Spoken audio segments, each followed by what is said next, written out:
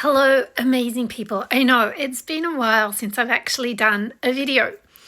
So today I thought I would talk about supporting each other through change. And one of the biggest things that I'm going through in my life is that sometimes I have a really strong voice and sometimes I don't. And it's for a speaker, a coach, it's actually really scary to think that I don't have much of a voice. But one of the things that keeps me going is to be able to support and empower other people to embrace change, because change is scary. And we know that in particular in the NDIS at the moment, the government is talking about bringing in new programs. It's talking about, more compliance for providers. It's talking about all these things. But here's the one point I would love everybody to remember. For 2+ years, they have been talking about changes, bringing out changes that actually help in compliance, such as talking about mandatory registration. But we're yet to see it.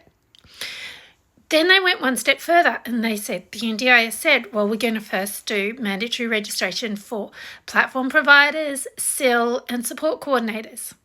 But the next thing we heard was all about navigators and them replacing even support coordinators and maybe replacing plan managers. So we went, well, what does that look like? And then they changed the amount that allied health providers could charge as travel. So when they would go and do a home visit, how much they can charge there. So everybody's like, no, we're not happy with that either. Now it's Thriving Kids. And what I'm hearing and seeing a lot of on social media is where people are saying, come to our summit on Thriving Kids. Here, take this guide to help you understand Thriving Kids. Here, do this course to help you understand Thriving Kids. And parents are calling me totally stressed. Do I do this course? Should I be doing this? What does this mean for my child? And my one piece of advice to them is, let's wait and see. We don't know fully what Thriving Kids is. The next call I get is from family members where their child just didn't get a new plan. They didn't get a review meeting and they didn't get a new plan. Their child with level 2 autism that has their functional capacity is not that high, so they have high support needs. But they're now not on the NDIS. Now, they can go through the review process of ART, which is lengthy, it can be costly, and yes, they can take that avenue, and some families will, but some families can't afford it, or they don't have the energy themselves to go through that.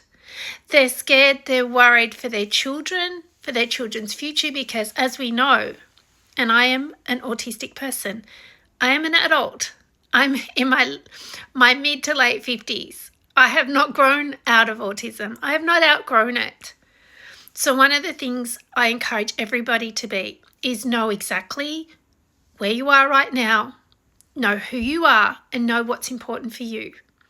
Be present in each moment. Enjoy each moment as much as possible.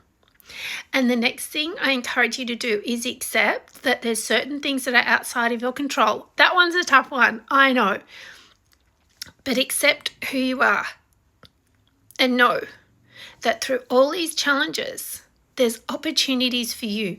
1, to see your strength and celebrate how amazing you are. 2, to come together with like-minded people. And 3, opportunities to stop, reflect, and take care of you, because you are amazing. You are incredible. I know it is a stressful situation. It is a stressful time. And honestly, we don't know what's going to come. Functional assessments, children have them done, as do adults, to hopefully stay on the scheme. But unfortunately, it's not been enough for some people. Those reports haven't been read. There's no conversation going in to why they've been removed off the scheme, or a warning. we're going to move your child off the scheme. Sometimes those conversations haven't happened, and all the evidence and everything, the functional assessments and everything has just not been enough. So right now is a really important time to take care of you. Love who you are, accept where we're at right now within reason. Know what you can do to create change, to look after yourself, to look after your family member. Be present in each moment. Be ready to ask for help as you need it and accept that help. You are amazing. Hang in there and just be careful, because from what is being shared with me with a lot of family members is there's a lot of summits, there's a lot of events on Thriving Kids put together by people that are not the government. So we don't know what Thriving Kids looks like yet. We just don't know. And the big problem is when children are being removed off the scheme already and there's nowhere else for them to go. All their functional assessments, everything just wasn't enough to keep them on the scheme. And that right now, that is a big problem and it is a big concern. All right, I'm going to leave it there. Take care of you. Remember how amazing you are, and let's support each other the best that we can.